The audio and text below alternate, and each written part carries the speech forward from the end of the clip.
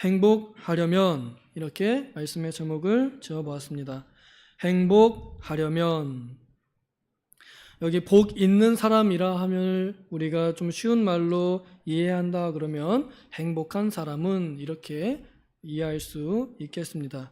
그래서 저는 제목을 행복하려면 말씀이 우리에게 어떻게 그 비결을 제시하는지 함께 나누고 우리의 지나간 날을 돌이켜보고 또 앞으로 나아갈 방향을 제시해 보려고 합니다. 이 시편은 하나님께서 각 작사자들, 그러니까 작시자들을 통해서 그들의 삶과 그들의 경험 그리고 그들의 지식 또 그들의 감정을 사용하셔서 우리들에게 하나님의 말씀으로 전달해 주신 문학 작품 말씀입니다. 이 문학 작품이기 때문에 예술의 영역에도 같이 포함이 될 수 있습니다. 그래서 시편을 해석하는 데 있어서 정답이라 할 만한 건 구별하기 어려울 것 같아요.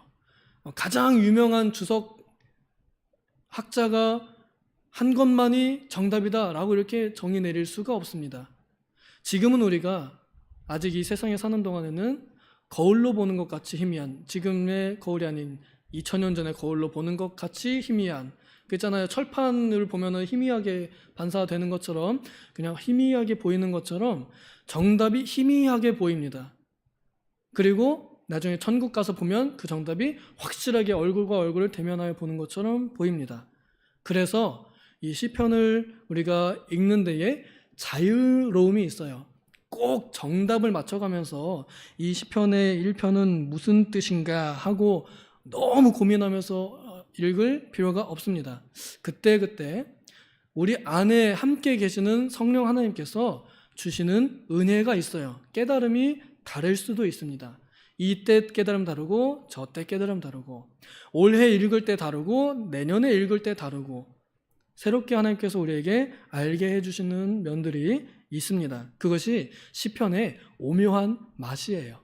그래서 믿음이 좋은 사람이 되기를 원한다 그러면 늘 시편 속에 사는 것도 참 좋은 방법인 것 같아요. 우리가 신약 성경에 있는 말씀들 뭐 이렇게 해라 저렇게 해라 하는 거는 딱 정해져 있잖아요. 그렇잖아요. 근데 시편의 말씀들은 읽을 때마다 새롭기도 하고 읽을 때마다 다채로운 맛이 있습니다. 그래서 제가 설명하는 것이 반드시 정답은 아닐 수 있다는 것을 염두에 두시되, 그러나 하나님의 말씀에 어긋나지 않으면 그 또한 아멘으로 받으실 때 천국의 문이 열리고 천국의 맛이 우리들에게 들어오리라 믿습니다. 이런 믿음으로 우리 함께 말씀을 나눠보도록 하겠습니다. 시편 1편에서 행복한 사람과 불행한 사람을 두 가지로 나눴습니다. 하나는 의인이고 하나는 악인으로 이렇게 나눠서 대조해서 설명을 합니다. 세상에 의인과 악인을 분명하게 나눌 수 있는 외적인 표시는 없습니다. 외적인 표시를 보고서 저 사람이 의인인지 저 사람이 악인인지 우리는 구별을 못합니다. 우리는 그럴 만한 분별력이 없어요. 가령 예를 들어서 교회는 열심히 다니는데 그 속 안에는 뭐가 들어있는지 우리는 모르고요. 교회는 안 다니는데 가끔 나오는데 그 사람 안에 뭐가 들었는지 우리는 모릅니다. 옛날 9.11 사태, 그 쌍둥이 빌딩 미국에서 와르르 무너져 내릴 때요, 어떤 분이 그런 얘기했어요. 자기 회사 직원인데 정말 근무 태도가 태만했답니다.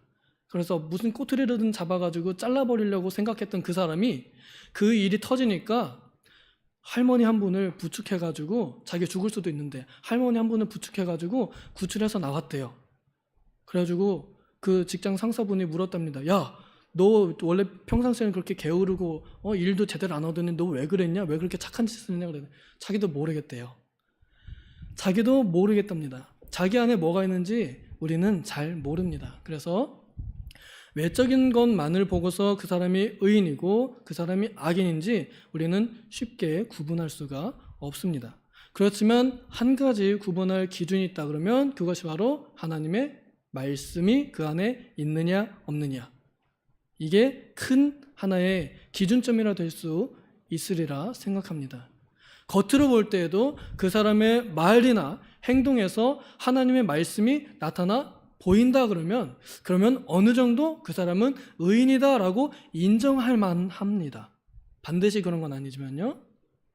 그래서 보편적으로 겉으로 볼 때에 의인 같아 보이는 사람은 보편적으로 행복합니다.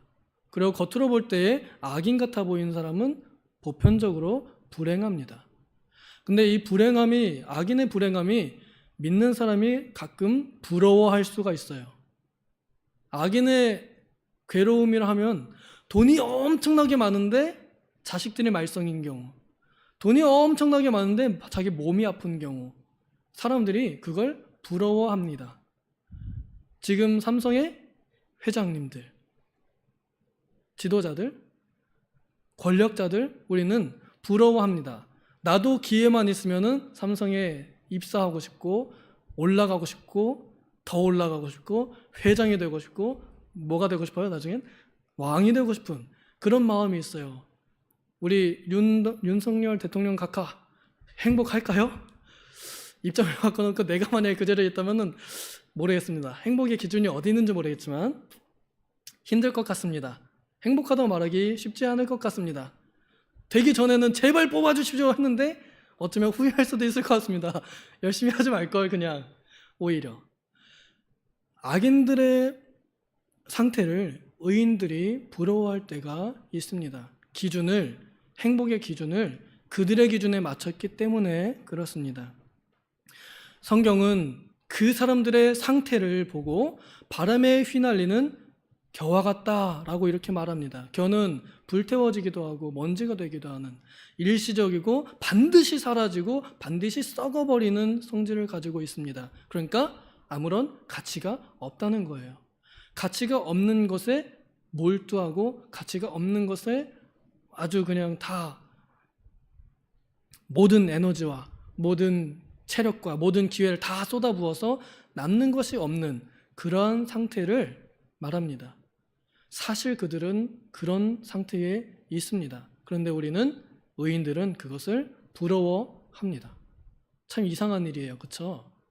그래서 성경은 말하기를 의인은 말씀이 있는 사람들, 곧 예수 그리스도의 말씀이 있는 사람들, 예수 그리스도의 기초적인 말씀부터 시작해서 깊이 있는 말씀까지 들어가는 사람들, 그래서 말랑말랑한 젖을 먹는 사람들, 딱딱한 음식을 먹는 사람들, 하나님의 말씀의 기본적인 말씀을 이해하고 믿고 행동하는 사람들부터 시작해서 좀 더 깊은 지식들, 좀 더 어려운 말씀들을 깨닫고 행동하는 사람들, 이런 사람들이 진짜 행복한 사람들이라고 말합니다. 행복의 기준을 하나님의 말씀에 두었을 때 악인들을 부러워하지 않게 됩니다. 그들이 곧 날아가는 겨와 같다는 것을 우리는 그때 발견합니다. 먼저 우리는 악인들의 상태를 알아보고 그들과 같지 않도록 해야 할 것입니다. 악인들의 상태, 그저 눈에 보이는 것만 쫓습니다. 자기의 이익만 추구합니다. 크게 자기 이익만 추구하고 눈에 보이는 것만 추구합니다. 하지만 우리는 눈에 보이지 않는 것을 추구하고 다른 사람의 유익을 구하는 사람들입니다. 왜요? 예수 그리스도께서 그렇게 하셨다는 말씀을 우리가 가지고 있기 때문에 그렇습니다. 그러니까 진정한 행복은 예수 그리스도의 말씀이 그러하듯 나보다 남을 낮게 여기고 서로 종노릇하며 서로 짐을 져주며 다른 사람을 더욱 내 몸같이 여기는 사람으로 살 때 우리는 행복할 수 있어요. 아멘을 안 하시는 것 보니까 별로 그렇게 안 사시는 건 아니겠죠? 아주 간단한 사실이라 다 아셔서 그냥 아멘하기 귀찮으니까 별로 아멘이 안 나오는 거잖아요. 그렇죠? 우리가 별로 아멘에 이렇게 연습이 안 된 사람들이에요. 옳은 말이 나와도 그냥 가만히 있고 틀린 말이 나와도 그냥 가만히 있고 우리는 그러잖아요. 예수 그리스도의 말씀이 그러한 대로 사는 것, 그것이 행복한 삶입니다. 아멘. 아멘입니다. 악인의 계획을 따르지 않습니다. 악인들이 그러니까 물질주의로 사는 사람들의 계획에 동참하지 않는 겁니다. 불신자들이 추구하는 일에 우리가 같이 따라가지 않는 겁니다.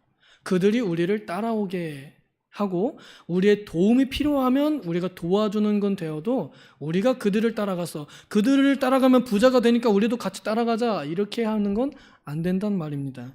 실제로 그렇게 해서는 좋은 결과를 얻지 못합니다. 특히 동업을 할 때는 더욱 그런 것 같습니다. 안 믿는 사람의 마음속엔 뭐가 있어요? 기본적으로 선한 마음이 없기 때문에 욕심으로 가득 차 있습니다. 우리 믿는 사람이 같이 동업하면은 손해만 볼 수밖에 없어요. 그러면 어느 날에는 시험이 될 수도 있겠죠. 그 상황에서도 예수의 말씀을 기준으로 삼으면 그런 것에 휘둘리지 않을 수 있습니다. 2절 우리 같이 한번 읽겠습니다. 2절 시작. 오직 여호와의 율법을 기뻐하며 그분의 율법을 밤낮으로 묵상한다. 죄송합니다. 제가 바른 성경으로 읽었는데 하나님의 말씀을 기뻐하고 하나님의 말씀을 밤낮으로 묵상하는 사람, 이게 행복의 비결입니다. 행복하려면 이렇게 하면 됩니다. 하나님의 말씀을 기뻐하는 겁니다. 여러분, 제가 여기서 설교를 끝내지 않고 한 5시간 동안 계속 설교할 수 있어요. 저 자신 있어요. 1편부터 끝까지 할 수 있어요. 그러는 동안에 아무도 지루해하지 않고 아무도 힘들어하지 않고 오직 시편 1편의 말씀 할렐루야, 2편의 말씀 할렐루야, 3편의 말씀 할렐루야, 4편, 5편, 10편, 100편, 150편 할렐루야 이러면서 그럴 만한 마음가짐을 가질 때 그럴 만한 마음을 가질 때 우리는 행복합니다. 진짜 행복합니다. 제가 청년이죠. 아직 젊음을 다 바치는 결정을 할 때 가장 결정적으로 작용했던 게 이거예요. 전도사의 길 누가 가고 싶겠어요? 저희 어머님은 저 어릴 때 제 의지와 상관없이 너는 목사 이렇게 써서 냈던 사람이거든요. 그래서 고3 때까지 나는 시인, 나는 사장, 나는 뭐 다른 거 막 썼단 말이에요. 그런데 결국 뭐가 됐어요? 전도사가 돼서 지금 전도사질을 하고 있습니다. 왜 그러느냐? 하나님의 말씀이 너무 맛있었어요. 하나님의 말씀이 너무 재미있었어요. 그래서 내가 목사는 안 돼도 신학자는 돼야겠다. 예수 그리스도를 아는 지식에서 자라나야겠다. 하나님의 말씀을 더 배워야겠다. 공부해야겠다. 그래서 신학교 갔다가 사람 없다고 해서 여기 한번 와서 지금까지 이러고 있습니다. 하나님의 말씀이 즐거운 거, 이게 행복이라는 거예요. 돈이 많은 것이 행복이 아닙니다. 몸이 건강한 게 행복이 아닙니다. 사람들하고 잘 지내는 거 그것만이 다가 아닙니다. 하나님의 말씀이 재미있냐? 하나님의 말씀이 맛이 있냐? 여기에 우리의 진정한 행복이 달려 있어요. 그래서 설교 시간 한 40분 지나면은 오늘 목사님이 또 이제 늦으시네요. 한 50분 지나면 빨리 끝내야 되는데 이제 12시 넘어가면은 시계 막 쳐다보고 막 눈치 주고 막 이렇게 쳐다보고 그러지 않는 거, 그러지 않으려고 마음 먹는 거, 그게 진짜 행복입니다. 밤낮으로 묵상한다 그랬습니다. 성경을 읽는 것, 성경을 생각하는 것. 잠들 때 하나님의 말씀을 묵상하면서 잠들어 보신 분 계세요? 우리 아마 숙제를 하나 내드리면 시편 1편을 다음 주까지 외워오십시오 이러면 가능할 수도 있을 것 같아요. 그러면 자기 전까지도 계속 오직 여호와의 율법을 기뻐하며 이러면서 잠들겠죠? 그렇겠죠? 자신 있으시죠? 하나님의 말씀을 잠들기 전까지도 묵상하고 혹시 하나님께서 꿈을 꾸게 하시면 그 꿈 속에서도 복 있는 사람은 악인의 꾀를 쫓지 않으며 오만한 자리에 앉지 아니하거늘 깨어있든지 잠들어 있든지 하나님의 말씀에 초점을 맞추어 사는 상태, 그게 행복한 상태입니다. 이런 사람은 시냇가에 심겨진 나무와 같이 언제든지 그 나무가 자라나게 됩니다. 그래서 열매도 맺고 이것을 다 형통하다 하고 이렇게 표현합니다. 여러분, 불통한 삶을 살기를 원하세요? 형통한 삶을 살기를 원하세요? 대답하기 입 아프시죠? 형통한 삶을 살기를 원하는 건 누구나 마찬가지인데 대부분은 다 불통한 삶을 살고 있는 것 같아요. 그런데 관점을 조금만 바꿔보면 우리는 형통한 삶을 살고 있습니다. 하나님의 말씀 앞에 나아올 줄 아는 마음, 행복의 기준입니다. 하나님의 말씀에 반응하는 삶, 행복한 상태입니다. 하나님의 말씀을 들을 때 좋은 말씀에는 할렐루야 하고 회개하라 막 때리는 말씀을 들을 때는 본인이나 잘하지 이런 마음이 아니라 주여 나는 죄인입니다. 주여 나는 죄인입니다. 맞습니다. 목사님이 나를 그 말씀에 맞춰서 말씀하신 거 맞습니다. 그거 제 얘기입니다. 이렇게 듣는 상태, 이걸 행복한 상태예요. 여러분 설교 들으실 때 지금 저와 같이 이렇게 눈이 마주쳐 주시고 또 표정들이 이렇게 보이잖아요. 하나님의 말씀을 맛있게 먹고 있다는 증거가 보입니다. 그래서 우리는 의인들의 모임이 되었고 하나님께서 행복을 내려주는 그 장소에 와 있어요. 오만한 자의 자리에 앉아 있는 것이 아니라 의인의 자리, 겸손한 자리, 말씀을 받는 자리, 낮은 자리에 와 있습니다. 이것이 우리의 행복입니다. 이것이 우리의 형통입니다. 여러분 정말로 힘들면요 예배하고 싶어도 예배할 수가 없습니다. 옛날에는 감옥에 있는 사람들이 예배 못했습니다. 지금은 시대가 너무 좋아져가지고 감옥에서도 얼마든지 예배할 수 있지만 못했습니다. 내가 얼마든지 할 수 있을 때 예배할 수 있는 거 이거 행복입니다. 내가 원하는 때 언제든지 성경 말씀이 내 눈에 읽혀지는 거 이거 행복입니다. 우리 한글 성경 이거 많은 선교사님들의 피값으로 우리에게 넘어온 것이거든요. 그분들이 목숨 걸고 한글 성경 번역 안 해주셨으면 우린 여전히 영어 성경을 읽든지 한문 성경을 읽든지 라틴어 성경을 읽든지 심지어 원어 성경, 히브리어, 헬라어 성경을 보면서 이것이 도대체 뭔 말인고 하고 내가 읽을 수 없습니다. 말씀과 함께하기 어려운 삶을 살았을 건데 너무나 좋은 환경을 하나님께서 우리에게 허락해 주셨습니다. 이것이 우리의 형통이고 이것이 우리의 행복입니다. 그러니 행복하려면 말씀으로 살아야 합니다. 이것이 결론입니다. 말씀으로 살아야 됩니다. 그러려면 송구영신 예배 나와야겠어요? 안 나와야겠어요? 행복한 새해로 한 해를 열려면 송구영신 예배 나와야 될 것이고 그 다음에 또 행복한 새해를 맞이하려면 신년 사경에 가야겠어요? 안 가야겠어요? 가야겠죠?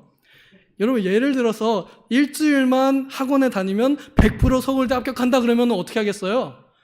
너도 나도 다 갈 겁니다. 할머니들도 갈 겁니다. 그런데 여러분 왜 신년 사경에는 이런저런 이유로 어떻게 안 갈 이유부터 찾을까요? 그것이 우리의 연약함입니다.